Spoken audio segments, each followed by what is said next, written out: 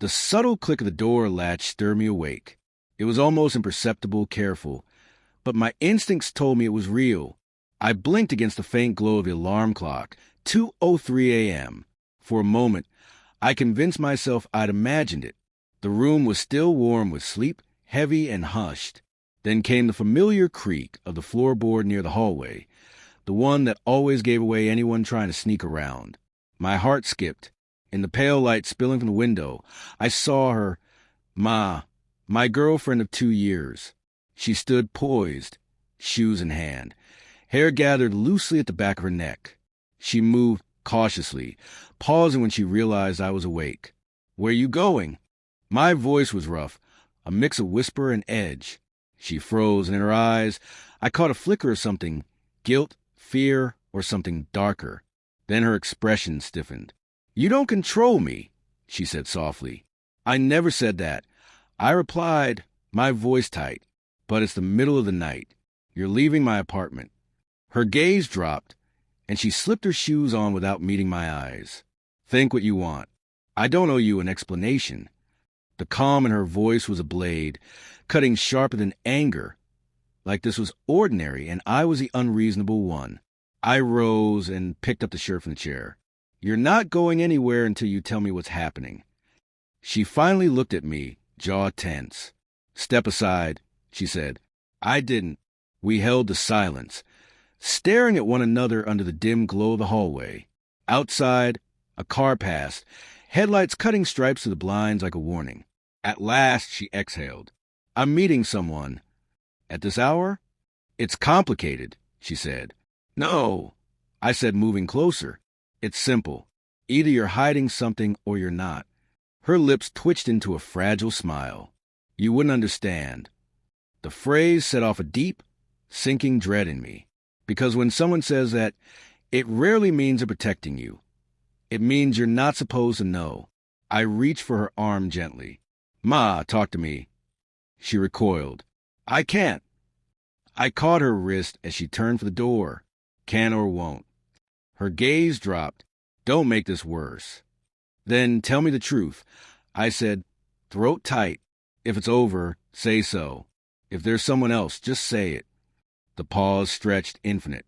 Finally, she whispered, "It's not what you think." But her eyes betrayed her. I released her wrist. She hesitated at the threshold. Her breath was uneven, waiting for me to explode, to plead, to do something, but I remained still. She left, the door clicking softly behind her, leaving only the hum of the refrigerator and the distant echo of fading footsteps. I collapsed onto the edge of the couch, staring at the space where her shoes usually sat. My chest throbbed with a nameless ache, a mix of heartbreak and disbelief.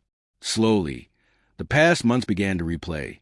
The late nights she spent on calls, the phone flipped face down, the unfamiliar scent lingering on her skin. The clues had been there.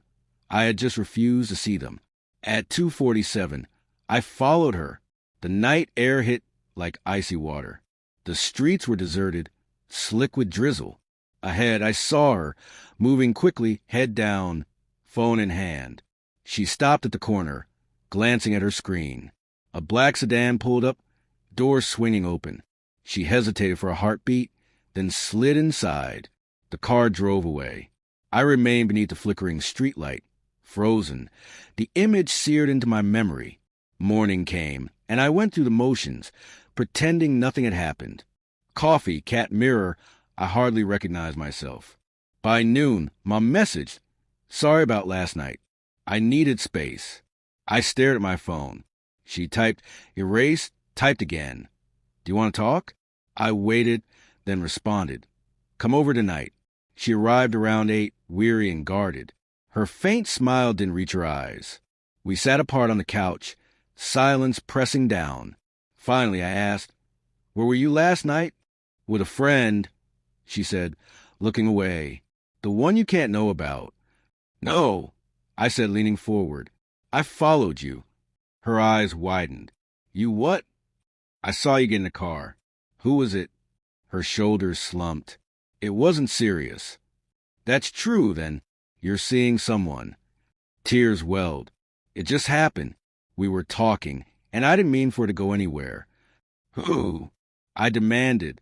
You don't know him, she whispered. That's not the point. I was scared, Daniel. We've drifted. You've been working late, and I thought maybe it was already falling apart. I scoffed. So you sped it up. I didn't want to hurt you, she said. You already did.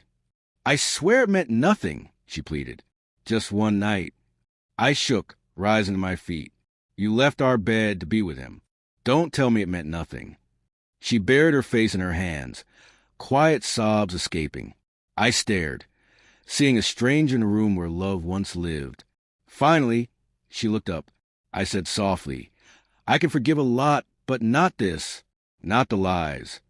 She nodded, silent tears tracing her cheeks.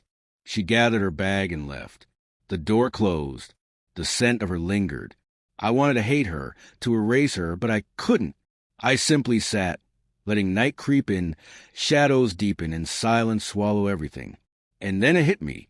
Betrayal doesn't always arrive in shouts. Sometimes it arrives quietly, leaving only absence behind.